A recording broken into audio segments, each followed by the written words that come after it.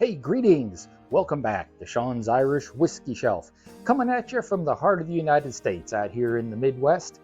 And what I have for you this evening is the last bottle that I picked up from Hard to Find Whisky last month. This is Dingle number 6. Now, this is the last in a series of special bottles that the Dingle Distillery put out. And this particular bottle, batch number 6, limited edition, you're talking 15,000 bottles. I have bottle number 3843 of those 15,000. This is a 93 proof whiskey and non-chill filtered. The Dingle Distillery also put out a cask strength version of this. They limited that to 1,000 bottles, and they were sold out like nearly instantly from what I was able to find. So if you come across a cask strength Dingle number 6, man, that's going to be a unicorn. This is not the cask strength. This is their normal offering of number 6, which was, like I said, it was a special edition Dingles 1 through 6, where they did a little bit different than what they normally do. This is a single malt, and this single malt was finished in port casks. Now, you know, I like to compare Irish whiskeys when they come in. I very seldom do one by itself. I have done that in the past, but not very often. And I was looking across the shelves, and I realized that there's nothing on my shelves that is a single malt finished in a port cask. In fact, when I did some searching to see what was really out there, there were 2 offerings that showed up, and there wasn't a whole lot else. There was a Tyrconnell 10-year-old single malt, which was finished in a port cask. And then Redbreast apparently has a brand new edition out, the Tawny Port Cask edition. That's also finished in a port cask, but it's not a single malt, right? Redbreast typically does single pot still. So even of those 2, only the Tyrconnell 10-year-old would be something even close to this, but that's 10 years. And there's no age statement on this Dingle. So are you really comparing apples to apples there when you have something that's aged a little longer? And that's what I took into consideration trying to compare the taste of the Dingle with something on the shelves. So what I pulled are 2 whiskeys that are sherry finished. Now, sherry, it's not quite port, but maybe it'll give us a little bit of a basis to compare with. First, we have Hyde number 7. We've had this on the show before several times. Again, a single malt whiskey. It's it's sherry finished, sherry cask matured, 92 proof. So pretty close, 93, 92. Redbreast, the PX edition.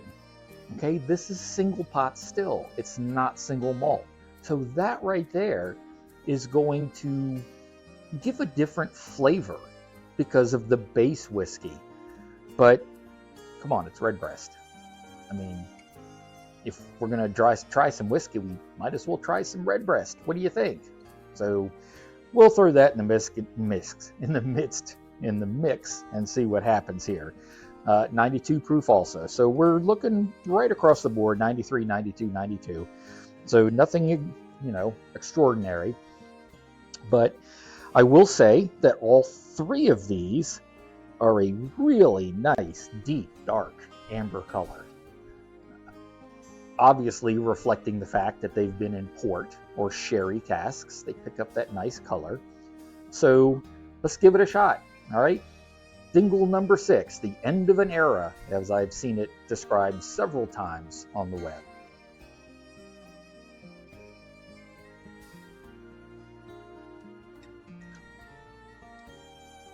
Okay. So, that's not bad.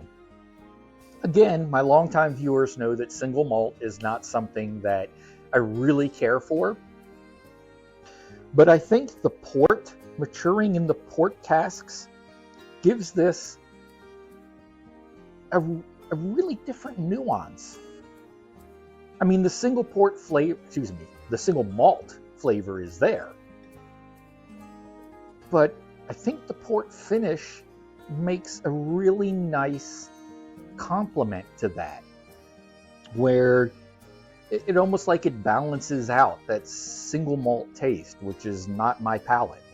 So overall, I'm not sure that this would be an everyday pour for me, but it's not something that's objectionable. If your palate is like mine, and perhaps you don't like single malt as much, I'm not sure that you would be put off by this too much. That's really not a bad drop of whiskey right there. I mean, for something that's a single malt, that's not too bad at all. We're going to save that. Okay, I'm going to come back for that. All right, Hyde number 7. Now, Hyde number 7 also is a single malt, but remember, it's finished in sherry, not in port, so it's going to be a little bit of a different flavor profile. I kind of have in my head from previous tastings what Hyde number 7 might taste like, but yeah, we'll throw it up against Dingle number 6 and see what we get.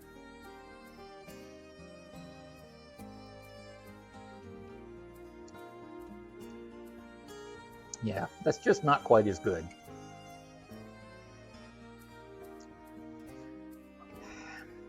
The flavor of Hyde number 7, it's just not as sweet, it's not as complimentary. I really don't find that to be preferable. Between the two, Dingle number 6, hands down. I mean, not even close, not even a competition. Hyde number 7 might even be a lap down compared to Dingle number 6. It just has a flavor that is, I don't know, it's just kind of lingering, and I'm not that big of a fan of it. So, you know, it almost tastes like coffee. I don't know if that's true or not. My blue collar palate is not the most nuanced in the world, but this almost tastes like coffee to me. It has that kind of an aftertaste. So, yeah, it is what it is. So I can't say that it comes even close to Dingle number 6. All right, one more that is sherry finished, and that is the Redbreast PX. Now remember, single pot still versus our single malt, so the base whiskey is going to have a different flavor profile all by itself. But hey, if we're going to try some sherry whiskeys, or whiskeys that are finished in sherry casks, let's get that straight, might as well try a Redbreast. And it has the really nice dark amber color just like the other two, so I'm expecting good things.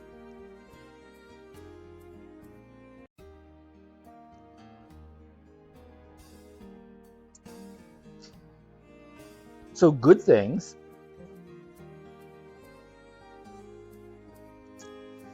But to be fair,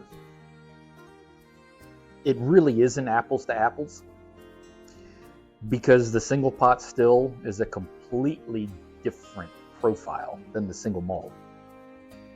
In fact, I'm going to go so far as to, well, try one more sip.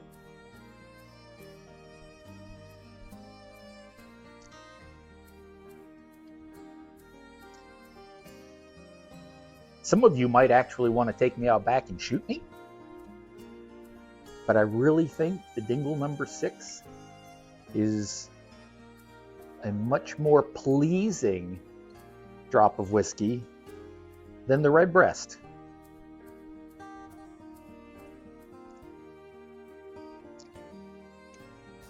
Yeah, I got to tell you, folks, these two are priced about the same. All right, I think the Redbreast might be just a skosh more expensive than the Dingle number 6, but they should be pretty close in price. And if I had to drink one for the rest of my life, even though I'm a single pot still fan, I love single pot still. Let's get that right. I think I like Dingle number 6 a little bit better than I do Redbreast PX. Hey folks, that's my honest opinion. My palate's different than yours. You might try both of these and think I'm just crazy, but that's where I am on this. So for what it's worth, there you go. And as always, shout out to Hard to Find Whisky. Will Bracey, the buyer there, suggested Dingle number 6, and just like the Waterford, it was fantastic. I can't say enough about it. He did just fantastic, absolutely fantastic in his selections, and I can't wait to see what he recommends for this month. I've already sent him an email saying it's October, it's time for the purchase, so give me some ideas. Tell me what we want to be buying for October, so I can get it on the shelf over here, and we can get it tasted together. So htfw.com, Hard to Find Whisky. Give them a look and see what they've got. They've got some great bottles of whiskey, folks. You'll really enjoy it. And if you happen to converse with them for any reason, hey, tell them Sean sent you. They know who I am. Also, real quick shout out, I haven't done this recently. Irish Whiskey Fans of America, a Facebook group that if you want to learn anything about Irish whiskey, great guys and gals. I mean, they really are. I'm not on Facebook as much as I used to be, but if you're on Facebook and you want to find a great group of folks that are into Irish whiskey, check them out. Irish Whiskey Fans of America. You'll learn a lot, and you'll see what everybody's drinking. So give them a shout as well when you jump in there. Say hi and enjoy your time in there. So that's all I have for you this evening. I hope you enjoyed it. I enjoyed it very much. Every time I do this with you, it's a learning experience, and I honestly have a hard time believing that anything can knock off Redbreast, but I think right here we sure did. Not by much, but we sure did. So if you liked the video, liked watching it as much as I liked producing it, hey, take a second, go down there, right down there in the corner, click the thumbs up. It takes you 2 seconds to do that, and it would mean an awful lot to me if you did that. And it keeps the it keeps the YouTube algorithms happy. If you're not already subscribed and you want to know when my new videos come out, go down in the other corner over there, click subscribe, and when you do, you can click on the bell and get notified of when I release new videos. So again, it would mean a lot to me. I'd love to have you aboard as a subscriber. So until we meet again, should be next week, I want you to enjoy your Irish whiskey, because any reason to have Irish whiskey is a great reason to do so. But please remember, do it safely, because I do want you back here for the next video. And now I have absolutely no clue what I'm going to do for the next video. But I guess we'll figure it out, right? So I want you to be well and be safe, right? Sláinte. Bye now.